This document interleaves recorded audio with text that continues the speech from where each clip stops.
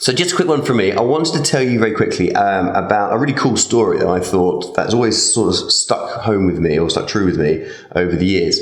Many years ago, I was involved with, as some of you know, I'm quite a big passionate scuba diver and sailor. So many years ago, we were involved with a program working with underprivileged children, where we used to use scuba diving and sailing as a backdrop to help children unearth their real talent, their potential, stretch their comfort zones and all that sort of cool stuff, and ultimately get them life ready, I think, which is the sort of the key objective of the program. Brilliant program. I'm still involved with it today, and it's a lot of fun and very, very rewarding.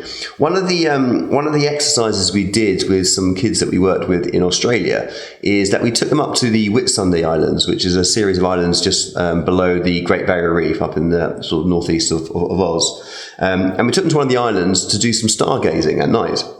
Now, as a big sailor, I'm very passionate about the stars, understanding sort of celestial navigation, all that sort of good stuff, and how do you travel around the world just looking at stars. But we decided to take a professional stargazer with us to really show us some of the key constellations and different sort of star patterns up there in Australia, under the skies of Australia. And imagine in the middle of the islands, it's beautiful. There's no light sort of infiltrating, so you get very, very absolute wonderful clarity about what you can see. Anyway, as we were looking at this, the stargazer was showing us all these different constellations and things I'd never heard of before. It's really fascinating. We learned a hell of a lot. But then towards the end, he said, now I want you to see if you can find the platypus.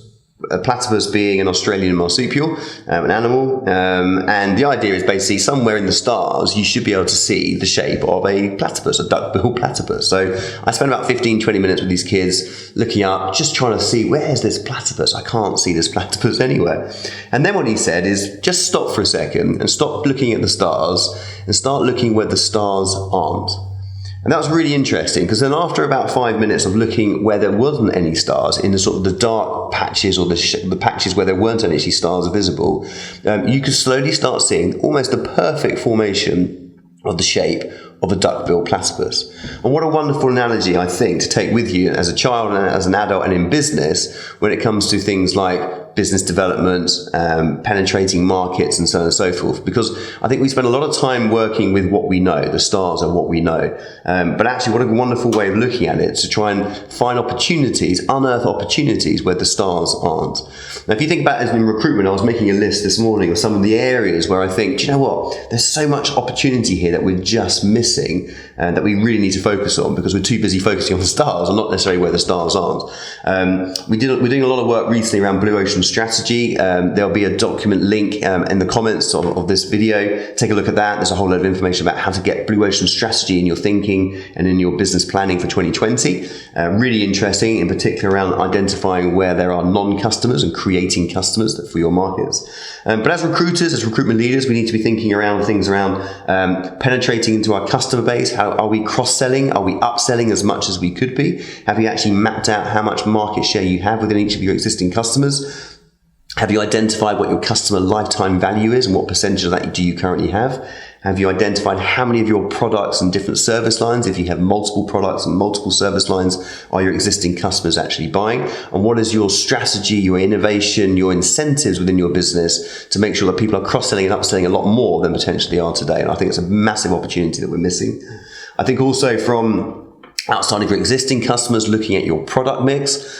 We talk a lot about the Boston matrix and the types of products that you should have in your matrix. But certainly thinking about the types of products you should be developing or taking to market in tomorrow's market, especially in 2020. So we're talking a lot about obviously the IR35 products, statement of work products. We've done a load of work on some really interesting new version retain products, which have been fascinating, and so on and so forth. So these are creating more opportunities, unearthing opportunities by producing a different product to take to market. So have a good think about what does your product mix look like in 2020. But ultimately, a big part of this is how do you actually maximize your customer lifetime value? How do you increase the yields that you have with your customers and squeeze more out of them? You've done all that work to get that business. How do you get more out of them, sell them more products, upsell, cross-sell, and so on and so forth? So I think it's a wonderful analogy to think about as you're looking at your strategies for 2020. Is not just looking up at the stars and thinking, where are the stars? But also looking where no one else is looking, where the stars aren't.